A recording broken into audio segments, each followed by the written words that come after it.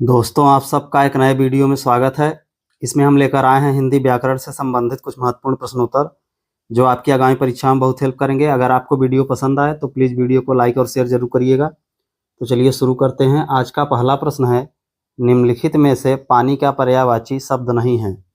Option A अम्बु, option B तोय, option C मेघपुष्प, ऑप्शन डी नीर। इसका सही उत्तर हो जाएगा ऑप्शन सी मेघपुष्प। मेघपुष्प का अर्थ है इंद्र का घोड़ा या श्री कृष्ण के रथ के चारों घोड़ों में से एक। जिन शब्दों के अर्थ एक जैसे होते हैं उन्हें पर्यायवाची शब्द कहते हैं। बाकी तीनों अम्ब, तोय, नीर ये तीनों पानी के पर्यायवाची शब्द हैं। केवल मेघपुष्प पानी का पर्यायवाची नहीं है।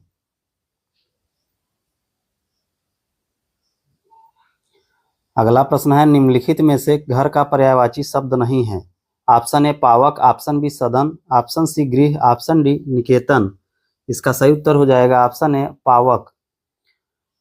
पावक शब्द अग्नि का पर्यायवाची शब्द है और बाकी सब घर के पर्यायवाची शब्द हैं। सदन, गृह, निकेतन तीनों पर्यायवाची हैं घर के, लेकिन पावक अग्नि का पर्यायवाची है। अग्नि का पर्यायवाची होता है अग्नि, आग, अनल, दहन, ज्वलन, धूमकेतु।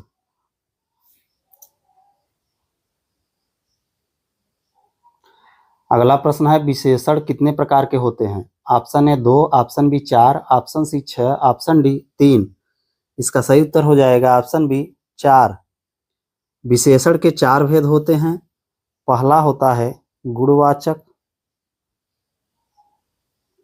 दूसरा होता है परिमाणवाचक, तीसरा होता है संख्यावाचक, चौथा होता है संकेतवाचक। ये चारों विशेषण के भेद हैं।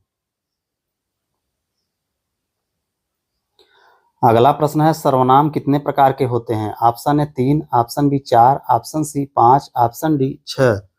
इसका सही उत्तर हो जाएगा ऑप्शन डी 6। सर्वनाम 6 प्रकार के होते हैं। पहला होता है पुरुषवाचक,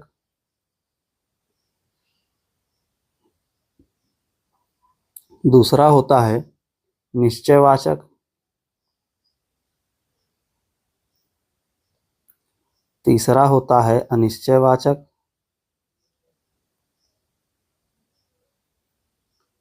चौथा होता है संबंधवाचक,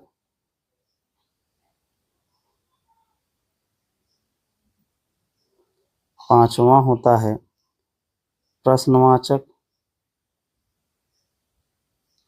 छठा होता है निजवाचक। सर्वनाम के ये 6 भेद हैं।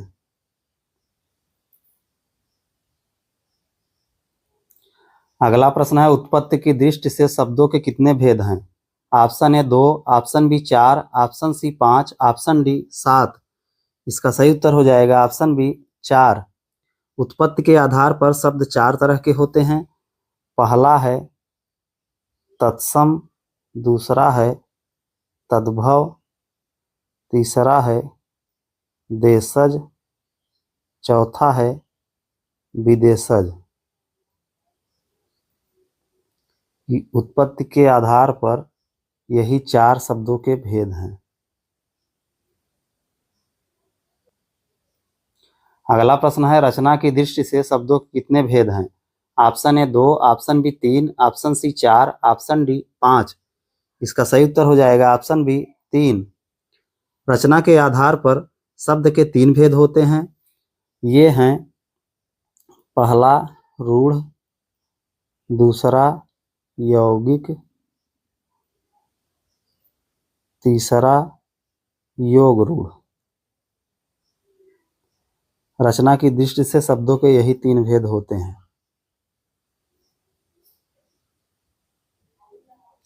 अगला प्रश्न है, संज्ञा के कितने भेद होते हैं। Option A 2, option B 4, option C 5, option D इनमें से कोई नहीं।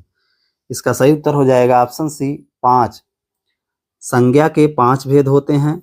पहला है व्यक्तिवाचक, दूसरा है जातिवाचक, तीसरा है भाववाचक,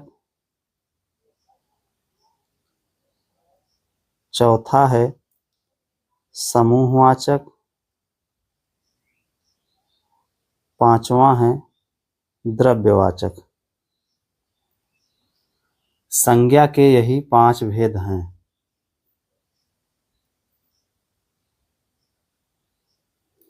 अगला प्रश्न है प्रयोग के आधार पर शब्दों के कितने भेद हैं? Option A 2, option B 4, option C 6, option D 8। इसका सही उत्तर हो जाएगा ऑप्शन ए 2। प्रयोग के आधार पर शब्दों को 2 भागों में बांटा गया है। पहला है विकारी और दूसरा है अविकारी। विकारी शब्द वे होते हैं जिन शब्दों का रूप परिवर्तन होता रहता है, जैसे कुत्ता, कुत्ते, कुत्तों, मैं, मुझे, हमें, अच्छा, अच्छे, खाता है, खाती है, खाते हैं। संज्ञा, सर्वनाम और विशेषण और क्रिया विकारी शब्द हैं। और जो अविकारी शब्द होते हैं, जिन शब्दों के रूप में कभी कोई बदलाव नहीं होता, उन्हें अविकारी शब्द कहते हैं। जैसे यहाँ, किंतु, नित्य और अरे आदि। क्रिया विशेषण संबंध बोधक, समुच्चय बोधक और विस्मयादि बोधक अविकारी शब्द हैं। अविकारी शब्दों को अव्यय भी कहा जाता है। अव्यय का शाब्दिक अर्थ है जो व्यय न हो। अगला प्रश्न है इनमें से कौन सा शब्द संज्ञा से बना हुआ विशेषण है? ऑप्शन ए कृपा, ऑप्शन बी जात, ऑप्शन सी नमक, ऑप्शन डी कुलीन। इसका सही उत्तर हो जाएगा ऑप्शन डी कुलीन। कुलीन एक संज्ञा से बना हुआ विशेषण है। कुलीन का मतलब है उत्तम या प्रसिद्ध कुल में उत्पन्न। कुलीन का मतलब है खानदानी या अभिजात। कुलीन शब्द कुल संज्ञा से बना है।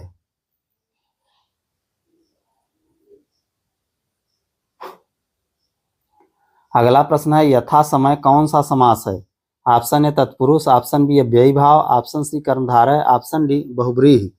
इसका सही उत्तर हो जाएगा ऑप्शन बी अव्ययी भाव। यथा समय अव्ययी भाव है। जिस समास का पहला पद प्रधान होता है वह अव्यय होता है, उसे अव्ययी भाव कहते हैं। जिस शब्द का पहला पद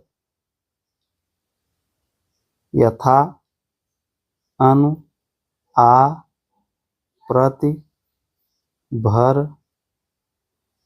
आवत, हर, जिन शब्दों का पहला पद इस शब्द से स्टार्ट होता है, शुरू होता है, वो सब अव्ययी भाव समास होता है।